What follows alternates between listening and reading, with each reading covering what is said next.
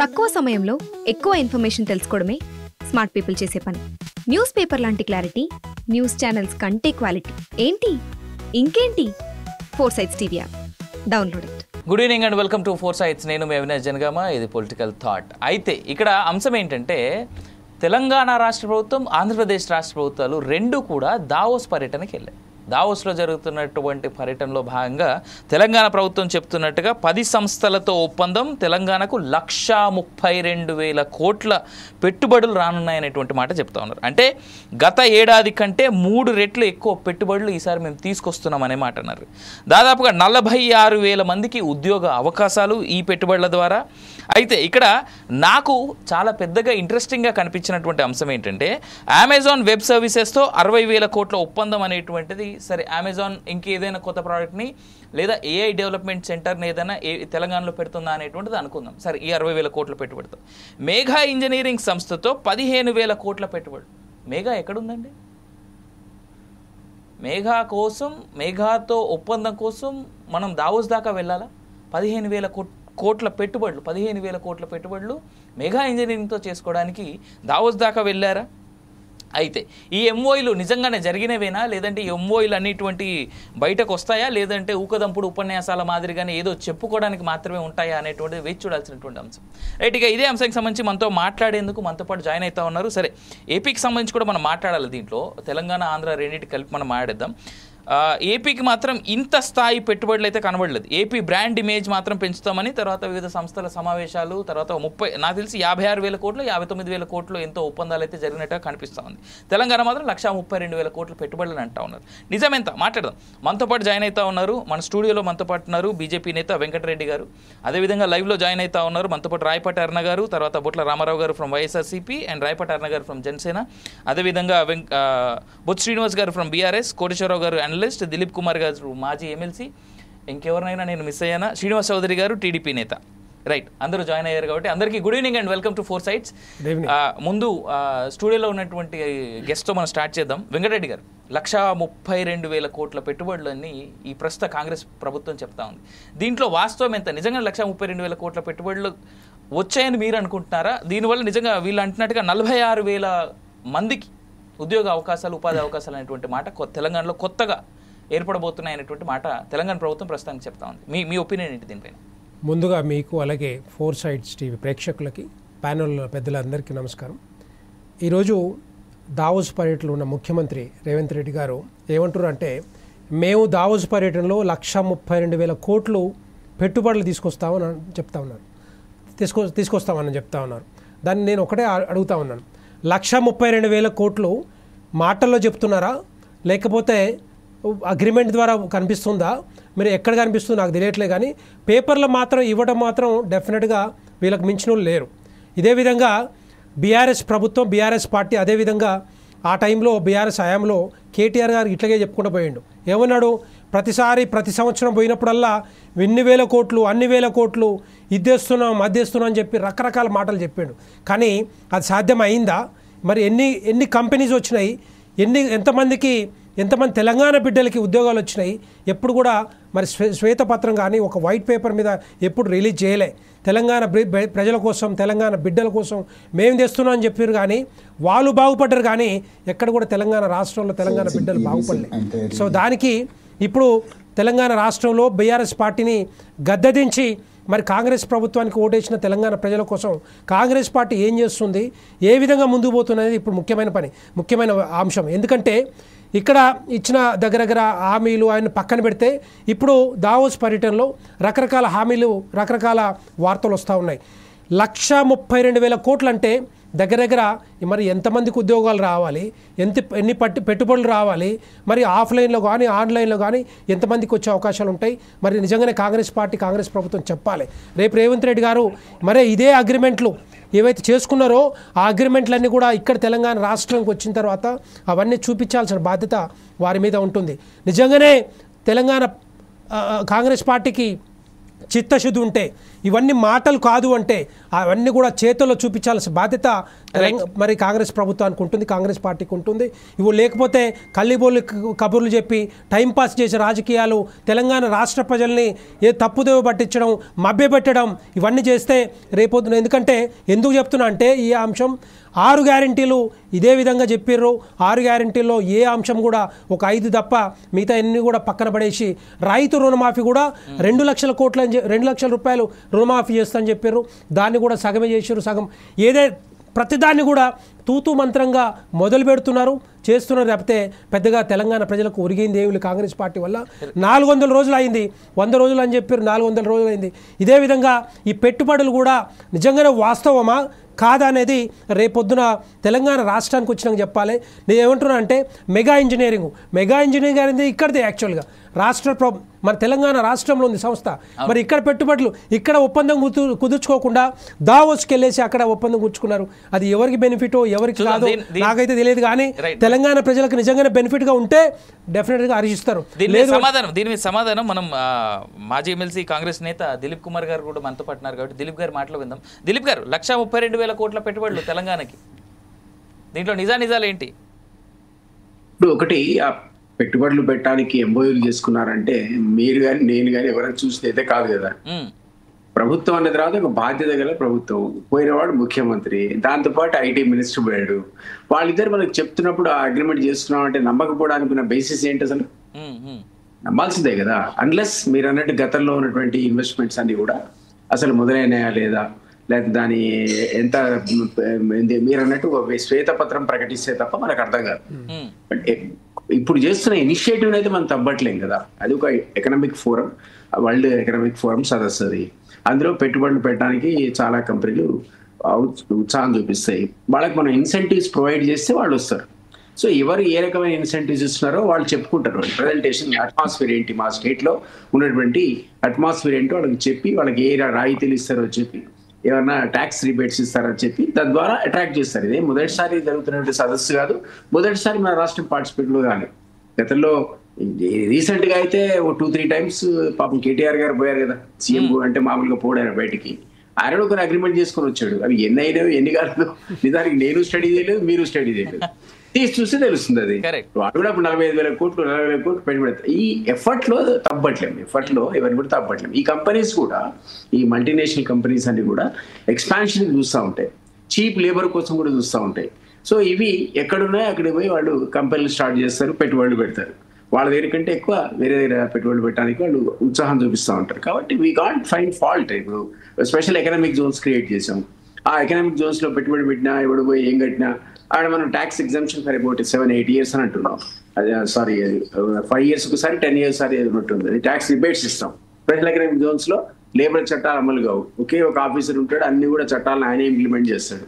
So అట్లాంటి facilities ఉన్న దగ్గర వీళ్ళని పోయి తీసుకుపోయి పెడతామంటే దే లవ్ ఇంట్రెస్ట్. లేదా ఇక్కడికి రాగానే వాళ్ళ పెట్టుబడికి సమానంగా మనం ట్యాక్స్ వేసాం అనుకోండి, వాళ్ళు పారిపోతారు. కాబట్టి ఈ రాష్ట్రాలన్నీ కూడా మన దగ్గర ఉన్నటువంటి అట్మాస్ఫియర్ని బట్టి వాళ్ళకు రాయితీలను ప్రకటిస్తాయి. ఆ రైతులను స్థలం ఇస్తారు కొన్ని చోట్ల. ఇవన్నీ చూసుకొని వాళ్ళు ఇక్కడ మనం పెట్టుబడి పెట్టడానికి అవకాశం ఉంటుంది అనుకుంటారు. ఈ మధ్యకాలంలో డెఫినెట్లీ ఆల్ సైడ్ అంటాను, తెలంగాణ అనేది సైబర్ సిటీ అనేది ఉందిగా మనకు దగ్గర. చంద్రబాబు గారు కావచ్చు, అంత తర్వాత కంటిన్యూ చేసిన రాజశేఖర రెడ్డి గారు కావచ్చు, ఇంకెవరైనా కావచ్చు, ఒక ఇమేజ్ అయితే ఉంది తెలంగాణకు.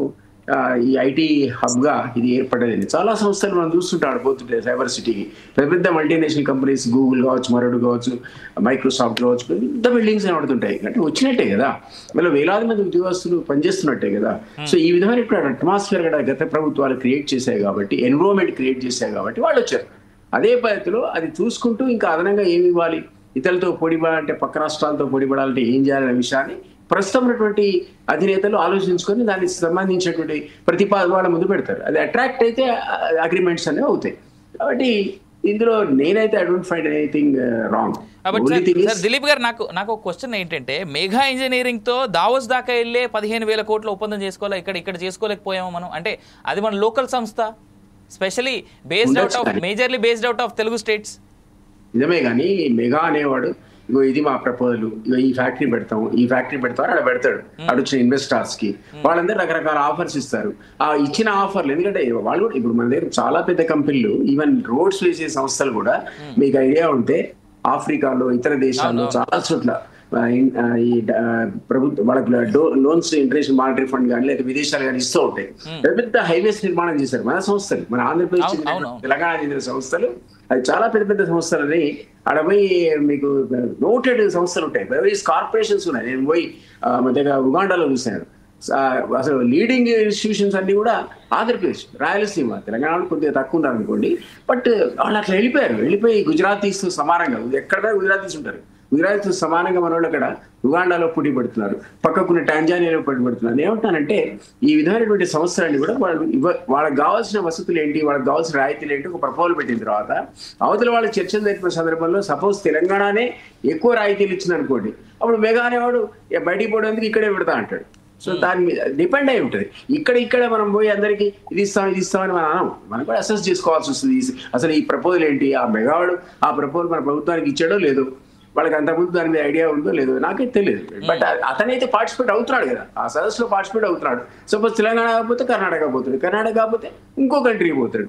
ఏ దేశంలో ఎక్కువ అవకాశాలు వాళ్ళకి రాయితీలు దొరుకుతాయి, ట్యాక్స్ రిబేట్ దొరుకుతుంది, అక్కడికి పోతాడు. We can't fight fault. మనం ఎలాతో మన పక్కకే ఉన్నాడు కదంటే, మన పక్కన మనకు పరిచయం ఉన్నాడు సిటీలో, వాడుకున్న ఇండస్ట్రీ ఏంటో మనకు తెలియదు కూడా తెలియదు. అన్లెస్ యూ ఏదో ఎగ్జిబిషన్ స్టార్ట్ చేసి మనం ఒక చిన్న ఫంక్షన్ చేసి చుట్టుపక్కల వాళ్ళు పిలిస్తే అప్పుడు వస్తే మనకు తెలుస్తాడు ఇంజనీర్ ఉన్నాడు, డాక్టర్ ఉన్నాడు, లాయర్ ఉన్నాడు అని. అదర్వైజ్ సిటీ కల్చర్లో పక్కనవాడే తెలియదు ఆ మెగావాడికి ఏ కెపాసిటీ ఉందో అని. అట్లా ఐ మీన్ ఎదురుగా అతనికి కెపాసిటీ అని ప్రభుత్వంలో తెలిసినవే.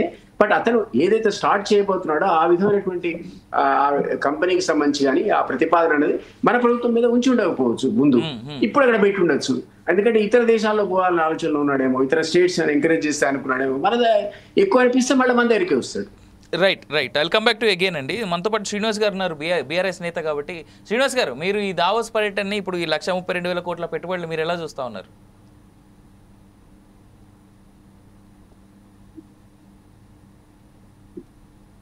మొట్టమొదట ఫోర్ సైట్స్ వీక్షకులకు, మీకు అక్కడ ఉన్నటువంటి పెద్దలు, మిత్రులు అందరు కూడా నమస్కారం.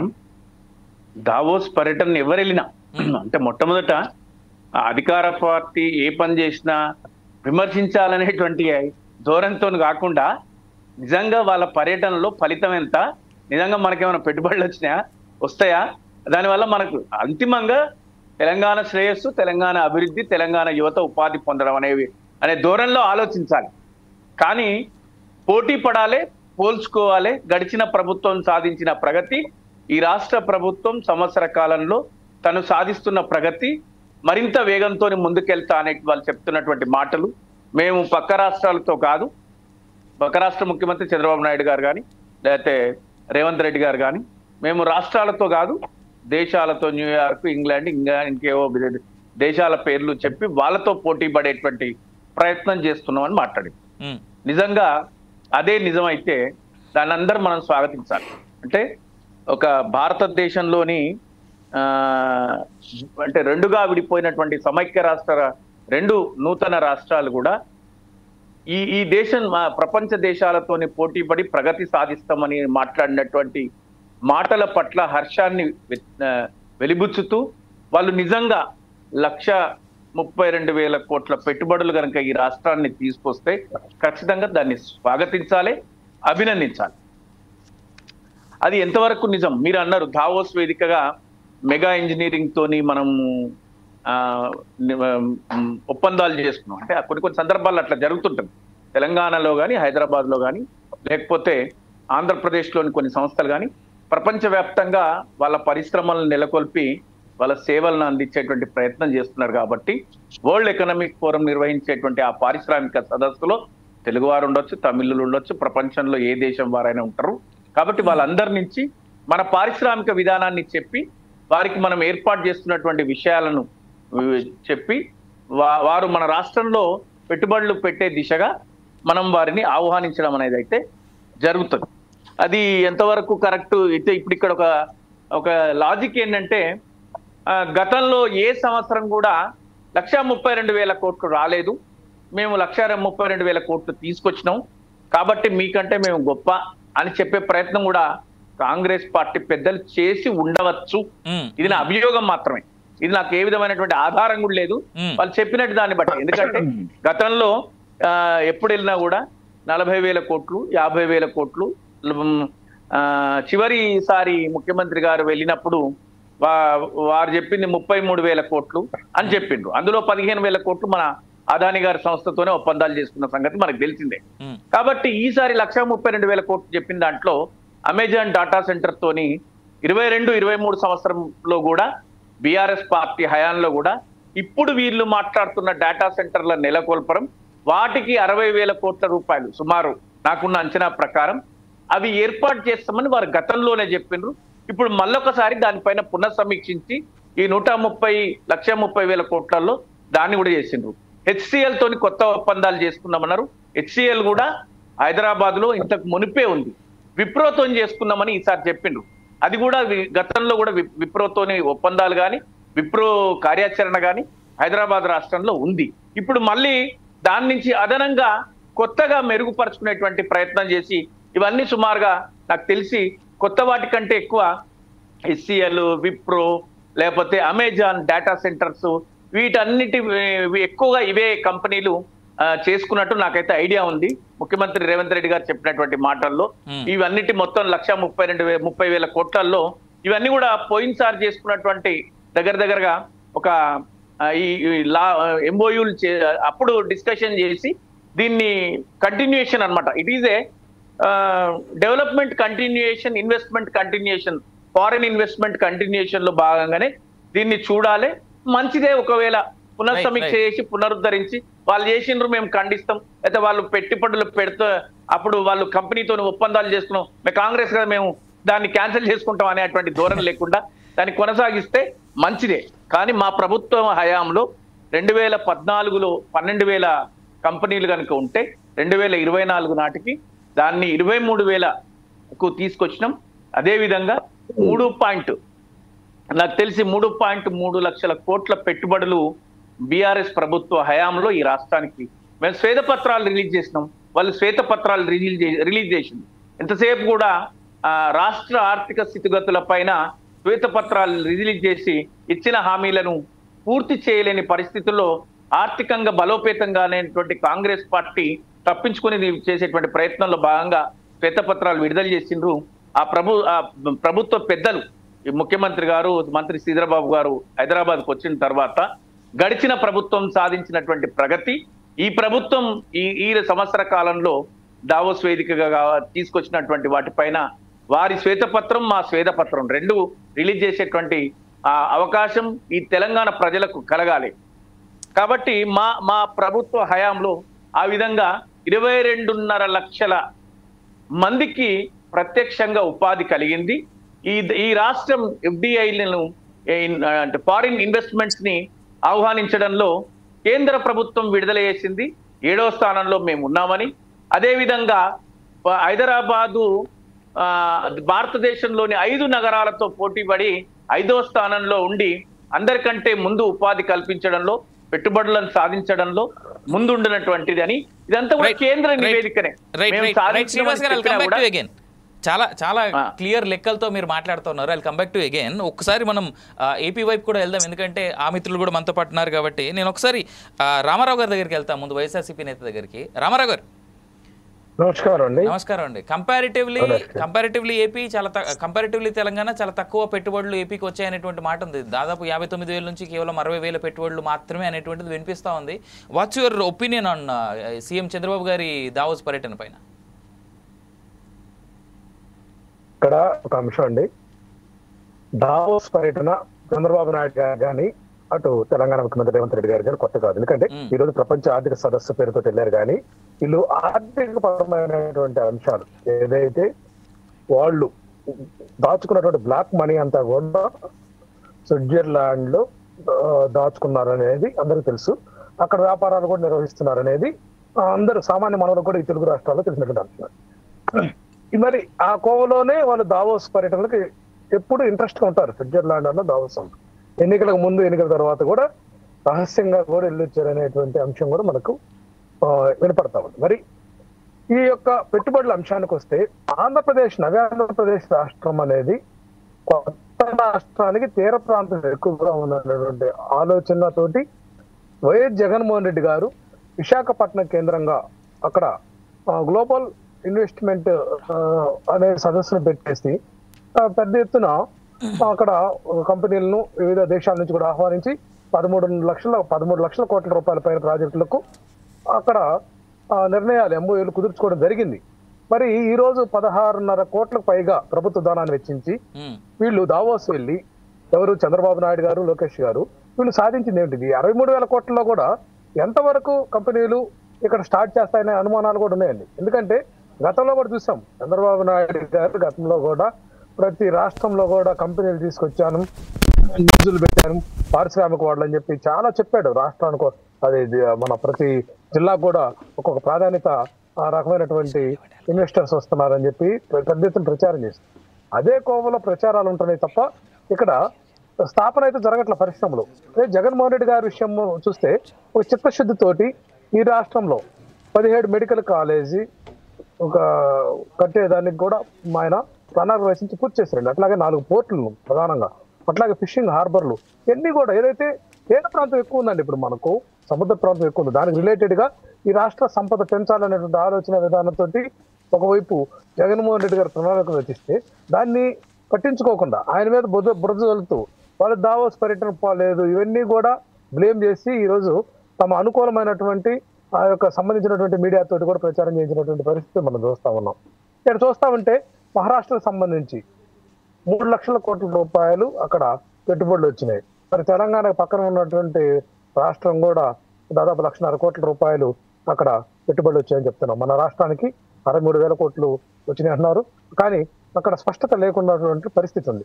ఏదేమైనా సరే దావోస్ పర్యటన వల్ల ఆంధ్రప్రదేశ్కి వచ్చినటువంటి ప్రయోజనం శూన్యమండి. ఇక్కడ ఆర్థిక సదస్సుకు ఆర్థిక మంత్రిని తీసుకొని పోకుండా అసలు సంబంధం లేనటువంటి లోకేష్ బాబుని తీసుకెళ్ళడం, అట్లాగే ఇక్కడ ఆంధ్రప్రదేశ్ లో లోకేష్ డిప్యూటీ సీఎం కావాలన్నటువంటి నినాదాన్ని తమ అనుచరులు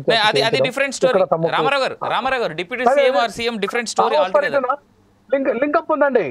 వీళ్ళు దావోస్ పర్యటనలో ఉన్నప్పుడు ఇక్కడ ఇదంతా కూడా మీడియా ప్రచారం డైవర్షన్ చేసి ఇక్కడ ఒక ప్రచారం పెట్టించే దాంట్లో కూడా ఆలోచన ఉండొచ్చండి.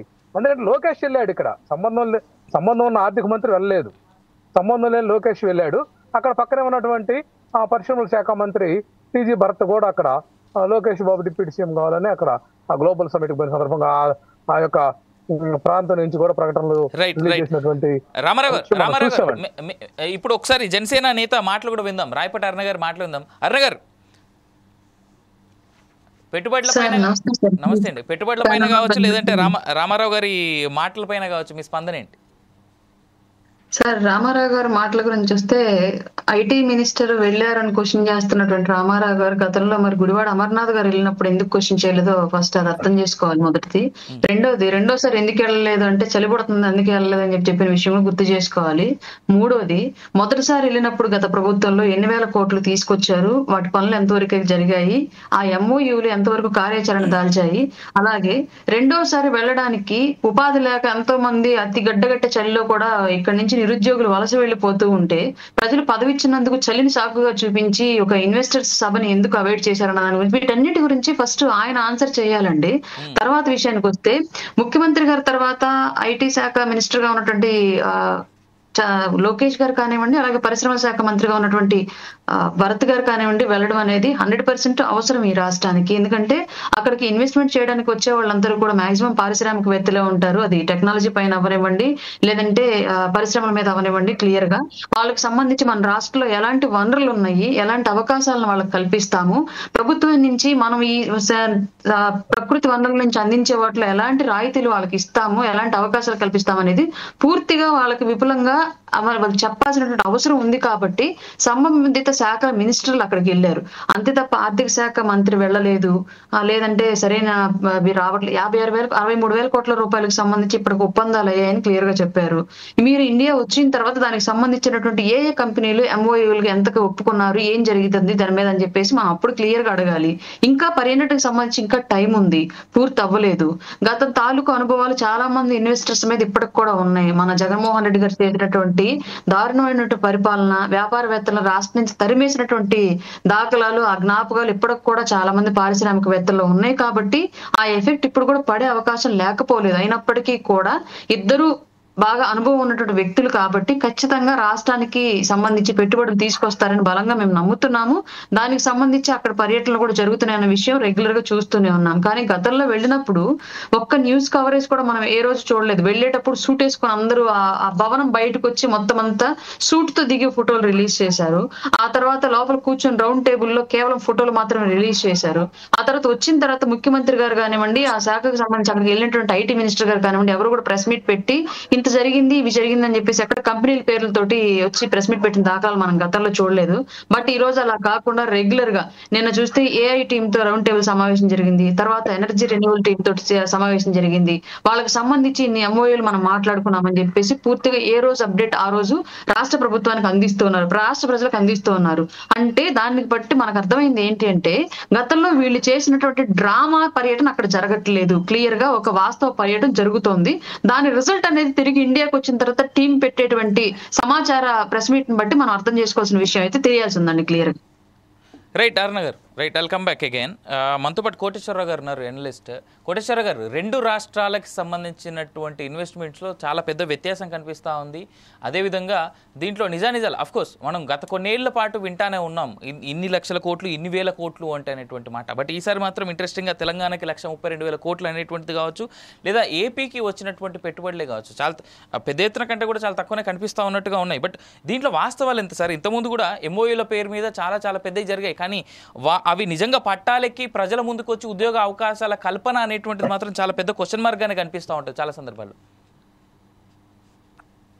ఇప్పుడు ఆంధ్రప్రదేశ్ కావచ్చు, తెలంగాణ కావచ్చు, యావత్ దేశం అన్ని రాష్ట్రాలకు చెందినటువంటి ప్రతినిధులు లేదా ముఖ్యమంత్రులు ఎవరైనా వెళ్ళొచ్చు. ఇదిగో మా దగ్గర ఉన్నటువంటి రాయితీలు ఇవి, మాకు పెట్టుబడులు పెట్టండి అని అడగటం తప్పలేదు, అడగాలి కూడా. ఎందుకంటే అడగందే అమ్మాయినా పెట్టదనేటువంటి సామెత మనకి తెలిసిందే. అందువలన రాష్ట్రాలకు పెట్టుబడులు రావాలి, ఉపాధి కలగాలి, ఇవన్నీ కూడా వాస్తవమే, అందరం రావాలనే కోరుకుంటున్నాం. కాకపోతే ఏంటంటే ఇక్కడ సమస్య ఏంటంటే ఏదైనా క్రిటికల్ గా చూస్తే దాన్ని ఏదో అభివృద్ధి నిరోధకులుగానో లేకపోతే అభివృద్ధిని వ్యతిరేకించేటువంటి వాళ్ళుగానో చిత్రించేటువంటి వాతావరణం ఇవాళ ఉన్నది. అందుకని అవి ఏవైనప్పటికీ, ఎవరు ఎన్ని అనుకున్నప్పటికీ కొన్ని కఠోరమైనటువంటి వాస్తవాలని మనం చర్చించుకోవాల్సినటువంటి అవసరం ఉంది. 2014 నుంచి 2019 వరకు చంద్రబాబు నాయుడు గారు దావోస్ పర్యటనలు జరిపారు. అప్పుడు మొత్తం అంటే 5 సంవత్సరాల కాలంలో చెప్పినటువంటి ఎంఓయూస్ విలువ 18 లక్షల కోట్ల పైన ఉంది. 18 లక్షల కోట్ల 50,000 80,000 కోట్లు ఎంత ఉంది. దానిలో రియలైజ్ అయింది ఎంత అని అంటే, ఒక తెలుగుదేశం ప్రతినిధి నాకు పంపినటువంటి సమాచారం ప్రకారం ఈ ఏడాదికి 12,000 కోట్ల రూపాయల చొప్పున 5 ఏళ్ళు, ఆ తర్వాత ఆ ఒప్పందాలు అమలు జగన్మోహన్ రెడ్డి గారి హయాంలో 2022 వరకు అమలైనట్టు చెప్పినటువంటి ఒప్పందాల విలువ ఏడాదికి 15,000 కోట్లు. అంటే 18.5 లక్షల కోట్లకు గాను రియలైజ్ అయిందని చెప్తున్నటువంటి అమౌంట్ 1,00,000 కోట్ల వరకు మాత్రమే. అదేవిధంగా చంద్రబాబు నాయుడు గారు మొదటి 5 సంవత్సరాల్లో విశాఖపట్నంలో అనేక సదస్సులు పెట్టి ఇవన్నీ చేసి 12.5 లక్షల కోట్ల రూపాయల మేరకు ఎంఓయూలు కుదుర్చుకున్నామని చెప్పేసి పెద్ద ఎత్తున ఆర్పాటం చేశారు మన లోకేష్ గారు, వీళ్ళందరూ కూడా. అప్పుడు వాటిల్లో రియలైజ్ అయింది వేరియస్ స్టేజెస్ లో ఉన్నటువంటి పథకాలు, అంటే అవన్నీ కూడా పూర్తయినట్టుగా. అది కూడా 2019 చివరిలో తెలుగుదేశం పార్టీ వాళ్ళు చెప్పింది ఏంటంటే 1,50,000 కోట్లు. అందుకని తెలంగాణ అయినా ఆంధ్రప్రదేశ్ అయినా వైబ్రెంట్ గుజరాత్ పేరుతోటి మనం వికీపీడియాలో కొడితే చూస్తే ఒక్కొక్క వైబ్రెంట్ గుజరాత్ సదస్సుకి లేటెస్ట్ దానికి $412 బిలియన్ వచ్చిందట మెమరాండం ఆఫ్ అండర్స్టాండింగ్. అంతకుముందు ఒక 200, 300, మొత్తం $100 బిలియన్, కోట్లు కాదు. ఇవన్నీ చూస్తే ఏమైనాయి? ఈ డబ్బులన్నీ ఏమైనాయి? ఈ ఒప్పందాలు ఏమైనాయి? దేశంలో ఈ నిరుద్యోగం ఏంటి? ఈ దరిద్రం ఏంటి? మనం ఈ చర్చ నిజమా కాదా అని చర్చించుకోవడం ఏంటి అనేటువంటి ప్రశ్న వస్తుంది. అందుకని అందుకని చాట్ జీపీటీలో ఎవరైనా కొట్టుకోవచ్చు. తెలంగాణలో దవోస్ పర్యటనలో వచ్చింది ఏమిటి అని అడిగితే, నేను చాట్ జీపీటీని అడిగితే నాకు చెప్పింది ఏంటంటే, కేటీఆర్ గారు వెళ్ళారు, అయితే అనేక మెమరాండం ఆఫ్ అండర్స్టాండింగ్స్ కుదుర్చుకున్నారు, కానీ రియలైజ్ అయింది చాలా స్లోగా ఉంది అని చెప్పేసి ఒక్క ఫిగర్ కూడా ఇవ్వలేదు. అదే చాట్ జీపీటీ. అదే విధంగా ఆంధ్రప్రదేశ్ కి సంబంధించి నేను చెప్పాను కదా, ఒక తెలుగుదేశం అఫీషియల్ స్పోక్స్ పర్సన్ పంపించినటువంటి దాని ప్రకారం 12,000 కోట్ల రూపాయల చొప్పున 5 ఏళ్లలో వచ్చిందని, తర్వాత ఇంకొక అదే కంటిన్యూషన్ అంటే చంద్రబాబు నాయుడు గారు కుదుర్చుకున్నటువంటి ఒప్పందాల అమలు తర్వాత అమల్లోకి వచ్చిన కారణంగా ఒక 3 ఏళ్ల పాటు 15,000 కోట్ల రూపాయలు వచ్చినాయని చెప్పేసి చెప్పారు. మరి అది వైసీపీ వాళ్ళు తమ ఖాతాలో వేసుకోవచ్చు, లేకపోతే ఇంకోటి కూడా వేసుకోవచ్చు. అదేవిధంగా వైసీపీ ప్రతినిధి ఇప్పుడు చెప్పారు 13 లక్షల కోట్ల రూపాయల మేరకు మా నాయకుడు మెమరాండం ఆఫ్ అండర్స్టాండింగ్ చేసుకున్నారండి. ఎంత వచ్చిందో చెప్పమనండి, ఎవరినైనా కానివ్వండి, ఎవరినైనా బీఆర్ఎస్ ప్రతినిధి మన బొత్స శ్రీనివాస్ గారైనా లేకపోతే ఇంకోళ్ళైనా ఎంత రియలైజ్ అయింది అనేటువంటిది చెప్పమనండి. అప్పుడు వాటి యొక్క బండారం ఏంటనేటువంటిది తెలుస్తుంది. ఇక మెగా ఇంజనీరింగ్ కాలేజీ లేకపోతే ఇంకోటి ఏదో ఏదో ఒకటి 45,000 కోట్లు, వీళ్ళందరూ ఇక్కడ వాళ్లే. కాకపోతే ఏంటంటే దవోస్లో శంఖంలో పోస్తే తీర్థం అవుతుంది అన్నట్టుగా దవోస్ వెళ్ళి ఏదో ఏమి సాధించారు ఏమిటనంటే వీటి గురించి చెప్తున్నారు. అంతర్జాతీయ కంపెనీల సంగతి ఏమిటి, ఇవన్నీ వాటి సంగతి వదిలిపెట్టేసి దేశంలో దేశీయంగా లేదా ఆంధ్రప్రదేశ్ లోను హైదరాబాద్ లో ఉన్నటువంటి కంపెనీలు, ఇక్కడ ఉన్నటువంటి పారిశ్రామిక విధానాలు, ఇక్కడ ఉన్నటువంటి రాయితీలు, ఇక్కడ ఉన్నటువంటి పారిశ్రామికవేత్తలకు తెలియవా? వాళ్ళు దవోస్ వెళ్తే గానీ రేవంత్ రెడ్డి గారి దగ్గర కానీ లేకపోతే చంద్రబాబు నాయుడు గారి దగ్గర కానీ తెలుసుకునే అంత దౌర్భాగ్యమైనటువంటి స్థితిలో ఉన్నారు వాళ్ళు. ఇవన్నీ ఏంటంటే హైప్, ప్రచారం అనేది నేను ఈ సందర్భంగా చెప్పదలుచుకున్నా. వాస్తవంగా రావాల్సిందే. ఎంత మేరకు వచ్చినాయి ఏమిటనేటువంటిది నిజానికి చంద్రబాబు నాయుడు గారు కావచ్చు, రేవంత్ రెడ్డి గారు కావచ్చు, వచ్చిన తర్వాత గతంలో ఏం జరిగింది, ఇప్పుడేం జరిగింది అనేటువంటిది శ్వేతపత్రాలు ప్రకటించి సమాచారాన్ని పబ్లిక్ డొమైన్ లో ఉంచితే విషయాలు తెలుస్తుంది. అసలు మొత్తంగానే మనం దేశవ్యాప్తంగానే చూసినప్పుడు పెట్టుబడులు రావటం లేదు. ఎఫ్డిఐలు 2014-15 ఆ సమయాల్లో వచ్చినటువంటివి 2024 వచ్చేసరికి తగ్గిపోతున్నాయి అనేటువంటి లెక్కలు ఆర్బీఐ వీళ్ళందరూ చెప్తా ఉంటే ఎక్కడి నుంచి వస్తాయి లక్షల కోట్ల పెట్టుబడులు, లక్షల కోట్ల డాలర్లు, ఇవన్నీ కూడా విదేశాల నుంచి ఎక్కడి నుంచి వస్తాయి అనేటువంటి ప్రశ్న. ఎందుకు అంటే ప్రపంచవ్యాప్తంగా ఆర్థిక మాంద్యము ఎదురెదుతున్నటువంటి పరిస్థితుల్లో ఎవరైనా పెట్టుబడులు పెట్టేటువంటి వాళ్ళు అంత గుడ్డిగా వస్తారని నేనైతే అనుకోవట్లేదు. ఏమైనప్పటికీ వీళ్ళందరూ చేస్తున్నటువంటి ప్రయత్నాలతోటి 1,000 మందికి వచ్చినా, 2,000 మందికి వచ్చినా, 10,000 మందికి వచ్చినా ఉద్యోగాలు, ఉపాధి, అది సంతోషమే. కాకపోతే హైప్ చేయొద్దు అనేది అని అంటారు. రైట్ కోటేశ్వరరావు గారు, thank you. I'll come back to again. Dilip గారు కోటేశ్వరరావు గారి మాటలు చాలా క్లారిటీ ఉంది. అదేవిధంగా ఇందాక శ్రీనివాస్ గారు మాట్లాడుతూ కూడా చాలా క్లియర్గా చెప్పారు. అయితే ఇక్కడ ఒక మాట చాలా క్లియర్, ఇందాక శ్రీనివాస్ గారు మాట్లాడుతూ ఒక మాట అన్నారు. ఆయన ఏమని, మా టైంలోనే అంటే మేము బీఆర్ఎస్ హయాం నడుస్తూ ఉన్నప్పుడే అమెజాన్ చేసినటువంటి ప్రామిస్నే కంటిన్యూ చేస్తోంది అనేటువంటి మాట, దాన్నే మళ్ళీ రీఫ్రెష్ చేశారేమో, అందుకే 132,000 కోట్లు అనేటువంటి మాట కాంగ్రెస్ చెప్తుందేమో అనేటువంటి మాట ఆయన అన్నారు. సో దీన్ని ఎలా చూస్తారు, ఎలా చూడొచ్చు అంటారు? ఒకటి ఏంటంటే ముందుగా ఈ 132 కూడా కాదు, అది 1,78,000 crores అని చెప్పారు లేటెస్ట్ 1,78,000 crores పెట్టుబడులు, ఒప్పందాలు 16 కంపెనీలతో. ఆ విధంగా ఉద్యోగాలు 49,500 మందికి ఉద్యోగాలని ఇప్పుడు లేటెస్ట్ గా వస్తున్నటువంటి రిపోర్ట్ అప్డేట్.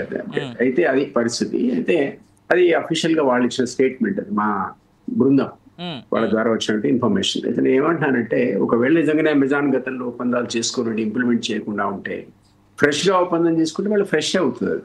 లేదా ఎక్స్పాన్షన్ లో భాగంగా గతంలో ఒప్పందం ప్రకారం చేసి ఇప్పుడు ఫర్దర్ గా ఎక్స్పాండ్ చేశారనుకోండి, అది కూడా మనం కాదనిలేదు కదా, అది కొత్త ఒప్పందం అవుతుంది. కాబట్టి we don't know, actually I really don't know. అది గత ఎంఓయూ మీరు ఇంతకుముందు మిత్రులు కోటేశ్వర అన్నట్టు, శ్రీనివాస్ గారు కూడా అన్నట్టు, ఆ గత ప్రభుత్వ హయాంలో జరిగిన ఒప్పందాలు యాక్చువల్ గా రిలీజ్డ్ అమౌంట్ ఎంత అన్నది ఒక శ్వేతపత్రం. ఇప్పుడు కొత్తగా మనం చేసుకున్న దానికి లాస్ట్ ఇయర్ మేము చేసుకున్న 40,000 కోట్లకు కూడా ఎవడొచ్చాడు ఎవరు రాలేదు శ్వేతపత్రం ఇస్తే తప్ప మనకు అర్థం కాదు. అంటే some times you can obtain information, right to information act కింద మీరు ఐటీ శాఖను అడిగినా నాకు తెలిసి ఆ ఇన్ఫర్మేషన్ ఇస్తారు, ఎవరిని కాదు. బట్ ఏది ఏమైనా పెట్టుబడి రావడానికి ఆహ్వానించడానికి ఖచ్చితంగా మనందరం కూడా అంగీకరించాల్సింది అవసరం ఉంది అన్నది అంగీకరించాలి. పెద్దవాళ్ళు ఎవరైనా సరే, మనవాడైనా బయట వాడైనా, మిత్రులు కొరిసేవారు అన్నట్టు మన ఓన్ కంపెనీ తమిళనాడు పోయి ఆ ఫోరంలో వాళ్ళు అక్కడ ప్రజెంటేషన్ ఇంతకుముందు చెప్పారు, ఆడ వాళ్ళు ప్రజెంటేషన్ ఇస్తారు. వాళ్ళకు ఉన్నటువంటి మొత్తం ఆపర్చునిటీస్ అన్ని ఆయా దేశాల ప్రతినిధులు మాట్లాడినప్పుడు ఎక్కడ బాగుంటే అక్కడికి వెళ్ళిపోతారు. ఇంతకుముందు చెప్పా కదా, మన ఆంధ్రప్రదేశ్ కంపెనీలు గుజరాత్ కంపెనీల కంటే వాటికంటే ఇంకా ఎక్కువగా, ధీటుగా కాకుండా ఎక్కువగా కూడా ఇతర సౌత్ ఆఫ్రికన్ కంట్రీస్ లో, మొత్తం ఆఫ్రికన్ కంట్రీస్ లో ఇన్వెస్ట్మెంట్స్ పెట్టాయి. అంటే సింగపూర్ లో ఇక్కడ అక్కడ సమ్ టైమ్స్ మనం ఆశ్చర్యపోతాం. అసలు ఇక్కడ మనకు కట్టినటువంటి జీవి కృష్ణారెడ్డి జీవీఆర్ కానీ, లేకపోతే మన ఇతను ఎయిర్పోర్ట్ జిఎంఆర్ కానీ, ఇట్లాంటి వేరే దేశాల్లో కూడా కట్టారు ఎయిర్పోర్ట్స్. అదన్నీ మనకు గర్వకారణమే కదా. సో అట్లా ఇక్కడ ఉన్నటువంటి కంపెనీలో కొన్ని అవకాశాలను బట్టి మళ్ళీ ఇక్కడనే ఇన్వెస్ట్ చేయడానికి కూడా ముందుకు వస్తారు, లేదా వేరే దేశాలకు మైగ్రేట్ అవుతారు. చాలా కంపెనీలు చేస్తాయి ఆ పని. మీరు ఇంతకుముందు మెగా కంపెనీకి నాకు తెలిసి సౌత్ ఆఫ్రికాలో కూడా బేస్ ఉంది. సో ఇట్లా ఈ కంపెనీస్ మనం అంటే వస్తున్నాయి అంటే తప్పట్లేమంటున్నాను నేను. అది ఆ రాయితీలను బట్టి, వాళ్ళతో జరిగిన ఒప్పందాలను బట్టి, అగ్రిమెంట్ని బట్టి ఉంటుంది. వాళ్ళు చూస్తుంటారు ట్యాక్స్ రిబేట్ కావాలి, వాళ్ళకు స్థలం కావాలి, తర్వాత ఇవన్నీ లైసెన్స్ రాజుని గతంలో అనేవాళ్ళు కదా, 44 లైసెన్సులు కావాలి ఒక పరిశ్రమ మీరు పెట్టాలంటే. అది పోయింది ఇప్పుడు. అది కుదించి లేబర్ శాఖ దాన్ని 4 పర్మిషన్స్ కింద తీసుకొచ్చింది. అందుకనే వాళ్ళు సింగిల్ విండో అన్నారు. అంటే ఒకే విండోలో మీరు అప్లికేషన్ ఇస్తే అన్ని పర్మిషన్స్ కూడా మళ్ళీ అక్కడి నుంచే తీసుకొచ్చే పద్ధతిలో కొత్త సిస్టమ్ క్రియేట్ చేసుకున్నారు, బోత్ ఆంధ్రప్రదేశ్ కానీ తెలంగాణలో కానీ, single window permission system. So ఇట్లాంటివన్నీ కూడా అట్రాక్టివ్గా ఉంటాయి. అదర్వైజ్ ఇండియాకి వచ్చి వాడు 44 కంపెనీ శాఖల నుంచి పర్మిషన్ తీసుకోవాలంటే పారిపోతాడు.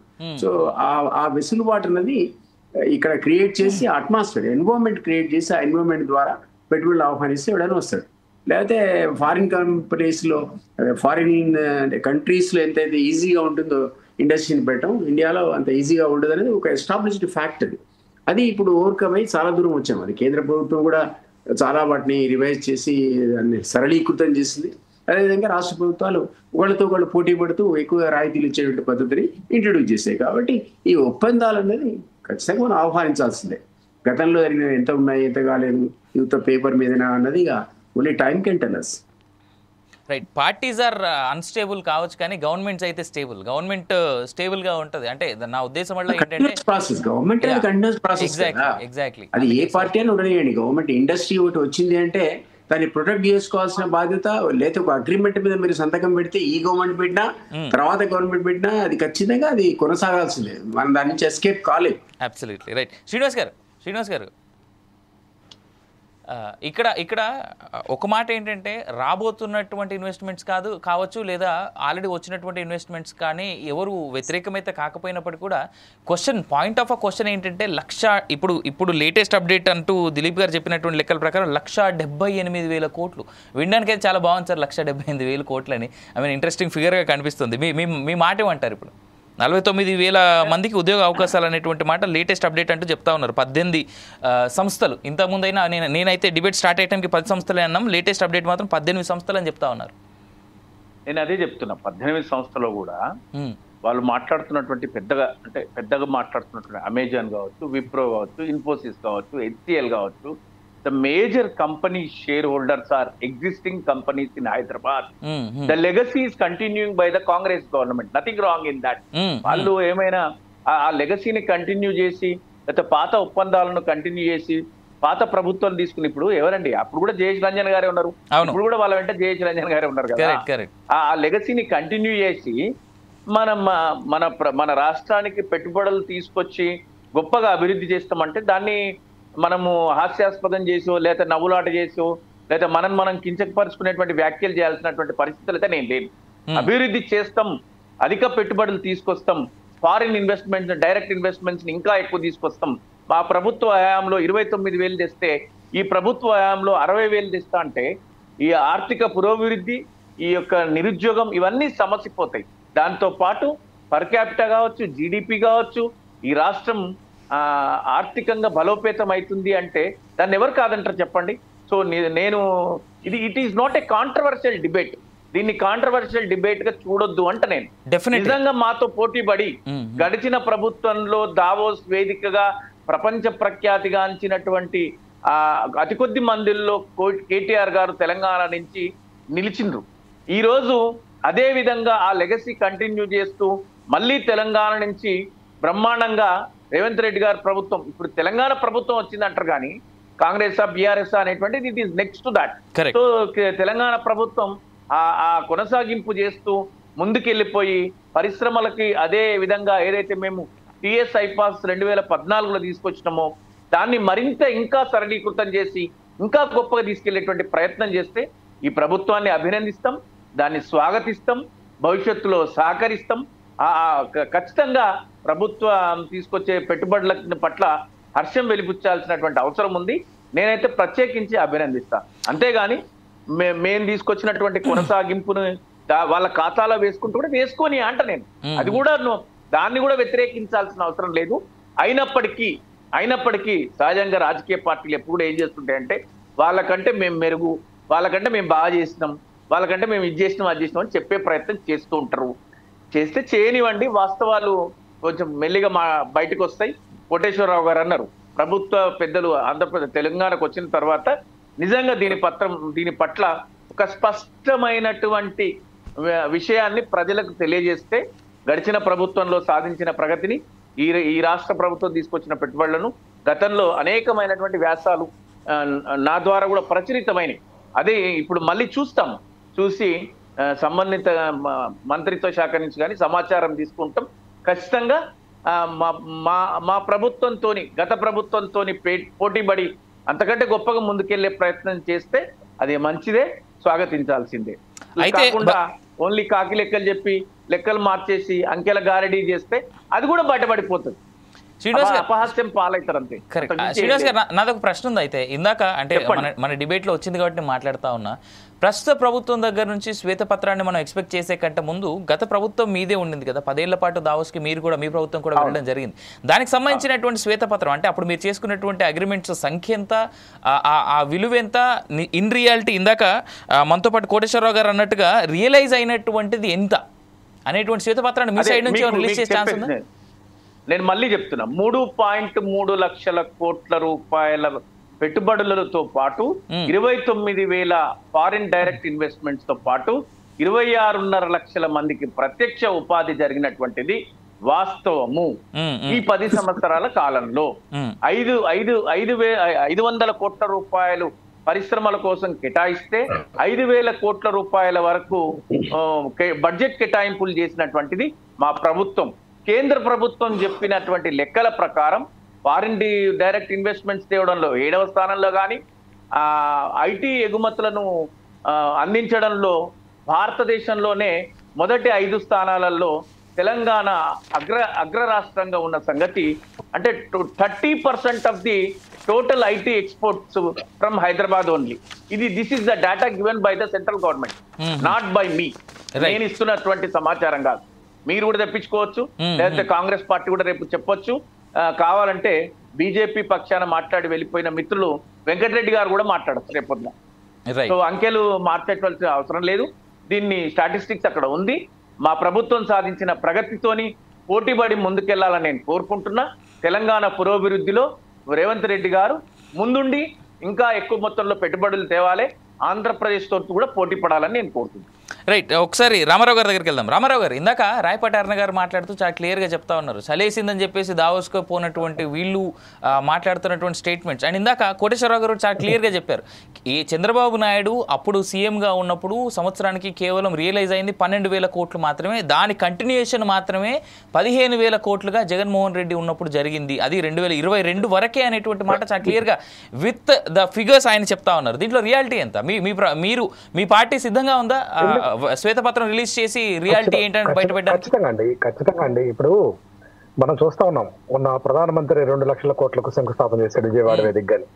దాంట్లో చూస్తే ఎన్టీపీఎస్ హైడ్రోజన్ సంబంధించినటువంటిది దానికి 1,85,000 కోట్లు దాని ప్రపోజల్ కానీ, దానికి సంబంధించినటువంటి పేపర్ వర్క్ కానీ, జీవోస్ కానీ, సైట్ అలాట్మెంట్ కానీ మొత్తం కూడా వైసీపీ హయాంలో జరిగింది. బట్ ఆ పీరియడ్ అయిపోయింది కాబట్టి ఈ రోజు వచ్చేసింది. అట్లాగే మనకి బల్క్ డ్రగ్ పార్క్ కానీ ఇవన్నీ కూడా రైల్వే జోన్ కు సంబంధించిన అంశాలు వైసీపీ హయాంలో జరిగింది. ఈ కంటిన్యూషన్ ప్రాసెస్ జరుగుతూనే ఉంటాయి. ఇక్కడ వైసీపీ క్లియర్ గా పారిశ్రామిక విధానంలో ఏదైతే జాతీయ సంస్థలు ఇచ్చినటువంటి నివేదికల పరంగా కనుక చూస్తే టాప్ మోస్ట్ ప్లేస్ లో ఉందండి. అట్లాగే జీడిపిలో కానీ జీవీఏలో కానీ అన్నిట్లో కూడా వృద్ధి రేటు సాధించింది. అట్లాగే అప్పులు విషయంలో కూడా గతంలో 2014-19లో తీసుకున్నటువంటి అప్పుల కంటే కూడా తక్కువ తీసుకున్నటువంటి పరిస్థితి ఉంది. ఇటువంటి అట్లాగే 2,45,000 కోట్లు డీబీటీ పద్ధతి ద్వారా డైరెక్ట్ గా అర్హులకు అందించిందండి. ఈ డబ్బులన్నీ కూడా ఏం చేశారు గత ప్రభుత్వంలో దీనికి ఉండాలంటే. అట్లాగే చాలా మంది పారిశ్రామికవేత్తలు జగన్మోహన్ రెడ్డి గారి ప్రభుత్వంలో వెళ్ళిపోయారు అంటున్నారు. ఎక్కడండి ఇప్పుడు మనం ఒకటి చూసుకోవాలండి, రూల్స్ నిబంధనల ప్రకారం కొన్ని చర్యలు తీసుకుంటే దాన్ని ఆపాదించకూడదు. ఇక్కడ మనం చూస్తా ఉన్నాం ఆదిరెడ్డి వాసు మొన్న ఇప్పుడు ఈ కూటమి ప్రభుత్వం వచ్చిన తర్వాత ఆ పేపర్ ఫ్యాక్టరీ ఏదైతే ఏపీ పేపర్ మిల్స్ మీద పడి అంతర్జాతీయ స్థాయిలో ఖ్యాతి నొందినటువంటి ఆ సంస్థ మీద పడి బెదిరింపులు చేస్తున్నటువంటి విధానం. అట్లాగే కందుకూరు నియోజకవర్గంలో ఉన్నటువంటి రామాయపట్నం పోర్టు మీద కూడా ఆధిపత్యం లోకల్ ఎమ్మెల్యే నాగేశ్వరరావు అక్కడ జిల్లా మంత్రి నారాయణ కూడా కొట్లాడుకుంటున్నటువంటి పరిస్థితి. అట్లాగే లయాషికి సంబంధించి ఎన్టీపీసీ సంబంధించి బీజేపీ ఎమ్మెల్యే ఏదైతే ఆదినారాయణ రెడ్డి అట్లాగే జేసీ ప్రభాకర్ రెడ్డి విషయం కూడా చూసాం. ఈ విధంగా అన్ని చోట్ల కూడా కంపెనీల మీద ఫ్యాక్టరీల మీద దౌర్జన్యాలకు తెగబడుతుంది కూటమి నాయకులు తప్ప వైసీపీ ఏ రోజు కూడా ఇట్లాంటి చర్యలకు పాల్పడలేదండి. అది విధానపరంగా ప్రభుత్వం తీసుకున్నటువంటి పొల్యూషన్ కంట్రోల్ బోర్డు తీసుకుని ఎక్కడన్నా కనుక ఇబ్బందికరంగా నామ్స్ పాటించకపోతే అటువంటి మనము విషయ సంస్కృతిని తీసుకొచ్చి ప్రజలను చంపేయలేదు కదా, విషయాన్ని వెదజల్లి ప్రజలను చంపేయాలంటే చెప్పండి. ఇట్లాంటి కోణంలో కొన్ని జాగ్రత్తలు తీసుకునేటువంటి పరిస్థితి ఉంది. వైజాగ్ లో కూడా మనం చూసాం ఆ గ్యాస్ లీకేజ్ అనేటువంటి ప్రమాద ఘటనాంశం కూడా. ఇట్లాంటి ప్రమాదాలు కానీ ప్రజలకు నష్టం జరగకూడదనే చర్యలు తీసుకుంటే దాన్ని అరుణ లాంటి వాళ్ళు వ్యాపారవేత్తలు పారిశ్రామికవేత్తలు తరుముకున్నారని చెప్పి మాట్లాడితే ఇది సమంజసం కాదండి. ఏదైతే చంద్రబాబు అంశాలు తీసుకుంటే గతంలో ఎల్ఎన్టీకి 500 ఎకరాలు తక్కువ ధరకు మాదాపూర్లో ఎల్ఎన్టీ కంపెనీ కేటాయించి అందులో కూడా అవినీతి జరిగిందనేటువంటి ఆరోపణలు కూడా దాదాపు అదే విధంగా 1,400 కోట్ల కాంట్రాక్ట్ పనులు ఎల్ఎన్టీకి ఇచ్చి Telugu Desam party office NTR trust Bhavan కూడా ఫ్రీగా నిర్మించుకున్నారు అనేది కూడా ఆ రోజుల్లో ఎన్ని కూడా కోర్టుకు కూడా పోవడం జరిగిందనమాట. అట్లాగే ఏపీఐసి ల్యాండ్స్ 158 ఎకరాల్లో కేవలం 76 ఎకరాలను ఎల్ఎన్టీకి దారాదత్తం చేసినటువంటి పరిస్థితి కూడా ఉందండి. ఇట్లా చెప్పుకుంటా పోతే అనేక రకాలైనటువంటి భూములను పారిశ్రామిక సంస్థలకు ఇచ్చినటువంటి పేరుతో చంద్రబాబు హయాంలో జరిగిందండి. ఇప్పుడు చంద్రబాబు నాయుడు 4వ పర్యాయం ముఖ్యమంత్రిగా ఉన్నాడండి. ఆయన ఈ 4 పర్యాయాల్లో తీసుకొచ్చినటువంటి కంపెనీలు ఎన్ని, తీసుకొచ్చినటువంటి పరిశ్రమలు ఎన్ని, చేసినటువంటి అభివృద్ధి అంతా ఇదంతా కూడా మనం బేరీ చేసుకోవాలి. వైఎస్ఆర్ కాంగ్రెస్ పార్టీ కేవలం 5 సంవత్సరాలు దాంట్లో 2.5 సంవత్సరాలు కరోనా పోయినా కూడా చెప్పుకోదగినటువంటి అభివృద్ధి సాధించింది కనిపిస్తుంది. దాన్ని కూడా మేము క్లెయిమ్ చేసుకుంటామని చెప్పుకుంటే మనం ఏం చేయం, ప్రజలు అదంతా కూడా చూస్తా ఉన్నారు. చేసి ఇన్వెస్టర్స్ ని ఇక్కడ పిలిపించి ఇక్కడ పరిశ్రమలు స్థాపించే దాంట్లో చిత్తశుద్ధితోటి జగన్మోహన్ రెడ్డి గారి ప్రభుత్వం పనిచేసింది అనేటువంటి అంశాన్ని మరవకూడదండి. అట్లాగే ఆయన అమర్నాథ్ గారి గురించి విమర్శ చేస్తున్నారు. ఆయన ఏదో చలికాలం అన్నాడు అది ఇది అసలు ఇక్కడ ఆయనే కదండి పట్టుబట్టి గౌతమ్ రెడ్డి గారు ఒక ఐకాన్ అండి. ఇండస్ట్రీస్ అన్నిటిని కూడా రకరకాలుగా తీసుకొచ్చాడు. మధ్యలో ఆయన చనిపోయిన తర్వాత ఆ భుజానికి ఎత్తుకున్న ఆ బాధ్యతను అమర్నాథ్ రెడ్డి గారు ఈ యొక్క ప్రతిపాదనలన్నింటినీ కూడా ముందు నడిపించాడండి. ఆ క్రెడిట్ అమర్నాథ్ రెడ్డి గారిదే కదా. గౌతమ్ రెడ్డి గారి యొక్క వారసత్వం తీసుకొని చేసినటువంటి విధానం దాన్ని ఎందుకు మనం అప్రిషియేట్ చేయం? ఇదంతా కూడా రాజకీయ కోణంలో డైవర్షన్ పాలిటిక్స్ లో భాగంగా ఏదో ఒకటి మాట్లాడుకుంటా పోయి ఎన్ని కాదండి మాట్లాడుకోవాల్సిన ఆవశ్యకత ఉంది. ఆ కోటేశ్వరరావు గారు కూడా చెప్పారు కదండి 18 లక్షల కోట్లు చంద్రబాబు నాయుడు హయాంలో ప్రతిపాదనలు తెస్తే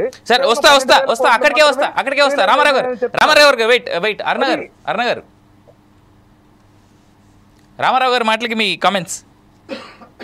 సార్ మా జిల్లాలో పేపర్ గుజ్జు పరిశ్రమ ఒకటి రావాలి సార్. ఆల్రెడీ టీడీపీ టైంలో శంకుస్థాపన కూడా జరిగింది, కానీ వైసీపీ వచ్చాక అది వెళ్ళిపోయింది. ఎందుకంటే రామారావు గారు పెడిచేయాలంటే ఫస్ట్ కనుక్కోమనండి. రెండోది తోళ్ల శుద్ధి పరిశ్రమ రామారావు గారు వినాలి. రామారావు గారు మీరు మాట్లాడుతుంటే ఆవిడ డిస్టర్బ్ చేయలేదు. రామారావు గారు ప్లీజ్ లిసన్. డిస్టర్బ్ చేయలేదండి.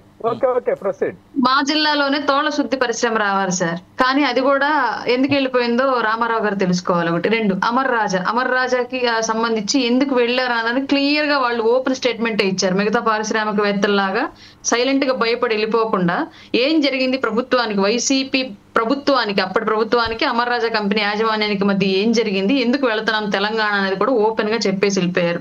జాకీ పరిశ్రమ ఎందుకు వెళ్ళింది అన్నది కూడా క్లియర్ గా చెప్పేసి వెళ్ళిపోయారు.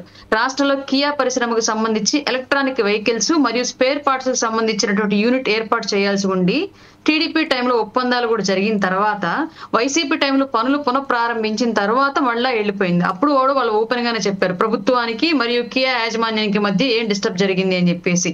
రాష్ట్రంలో పరిశ్రమలు వచ్చినప్పుడు పొల్యూషన్ అనేది ఏర్పడిద్ది అనుకున్నప్పుడు పొల్యూషన్ కంట్రోల్ బోర్డు నియమాల ప్రకారము పరిశ్రమలను ఏర్పాటు చేసే విధంగా ప్రభుత్వం పని చేయించుకోవాలి. కానీ పొల్యూషన్ వస్తుంది అని చెప్పేసి పరిశ్రమలను మేము పంపించేశాము అన్నారంటే ప్రభుత్వం చేతగానే తనంగానే ఒప్పుకోవాలి తప్ప పొల్యూషన్ ఉండిద్ది కాబట్టి పరిశ్రమలు ఎక్కడ ప్రపంచంలో లేవు, మొత్తం ఆటవిక సామ్రాజ్యం నడుస్తుంది అన్నట్లుగా చెప్పడం నిజంగానే అవివేకం అని చెప్పుకోవాలి క్లియర్ గా.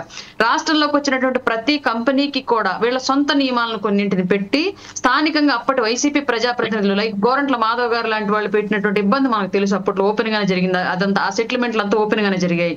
ఇట్లా చేసి ప్రజలకు ఉపాధి కల్పించి నిరుద్యోగ వ్యవస్థ నిర్మూలించాల్సినటువంటి ప్రభుత్వాలే క్లియర్ గా మాకేంటి అన్నటువంటి ధోరణికి వెళ్ళిపోయి వాళ్ళు ఉద్యోగాలు చేస్తారు, మీరు ఆదాయం పెంచుకుంటారు, మధ్యలో నాయకులుగా ఉన్న మాకేంటి అన్నటువంటి కొత్త కాన్సెప్ట్ ని తెర మీదకి తీసుకొచ్చి రాష్ట్రానికి వచ్చినట్టు అన్ని పరిశ్రమలు తోలేసినటువంటి వ్యక్తులు ఎవరైనా ఉన్నారంటే వైసీపీ టైంలోనే జరిగింది పెద్ద ఎత్తున.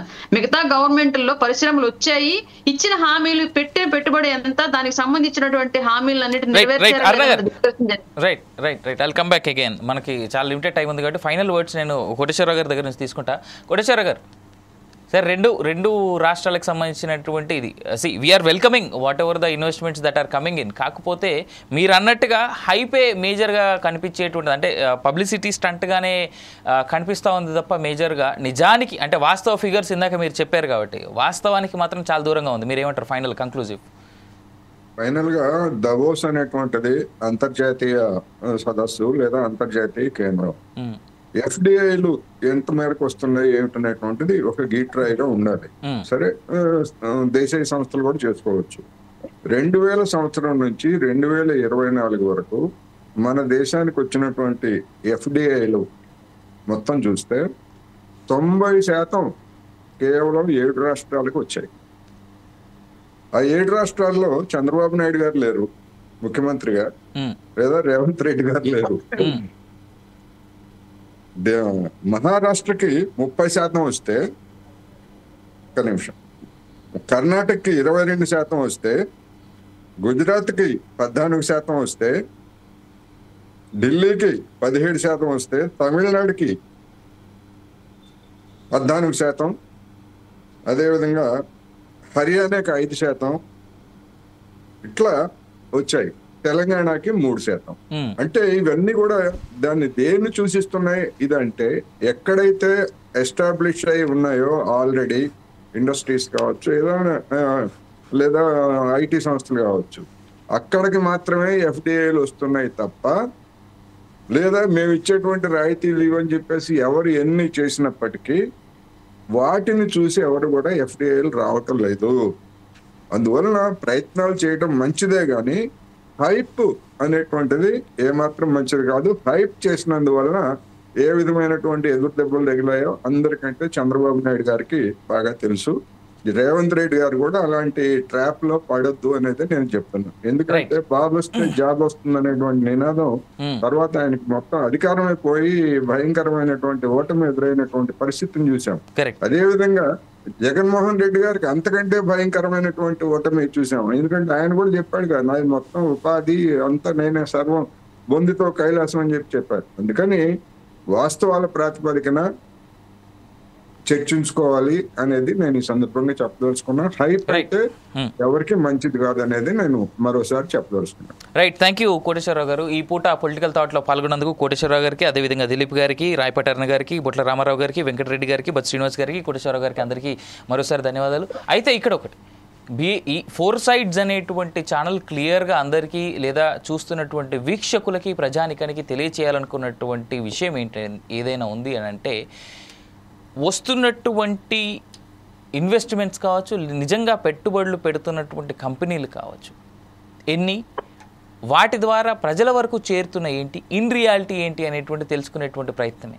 ఆ ప్రయత్నాన్ని భుజస్కంధాల మీద వేసుకున్నటువంటి 4 సైడ్స్ టీవీ ఈ పూట ఈ డిబేట్ని పెట్టడం జరిగింది. ఇన్ రియాలిటీ నిజంగా చూడాల్సినటువంటి అంశం రానున్నటువంటి రోజుల్లో ఇప్పుడు దావోస్కి వెళ్ళొచ్చిన వాళ్ళు, గత ప్రభుత్వంలో ఉండి దావోస్కి వెళ్ళొచ్చినటువంటి వాళ్ళు నిజంగా శ్వేతపత్రాలు రిలీజ్ చేస్తే ప్రజలకి రియాలిటీ ఏంటి అనేటువంటిది అర్థమవుతాము. చూద్దాం రానున్నటువంటి రోజుల్లో ఈ ప్రభుత్వాలు ఆ పనులు చేస్తాయా లేదా అనేటువంటిది biggest question mark. Stay tune for more updates to 4 Sides TV.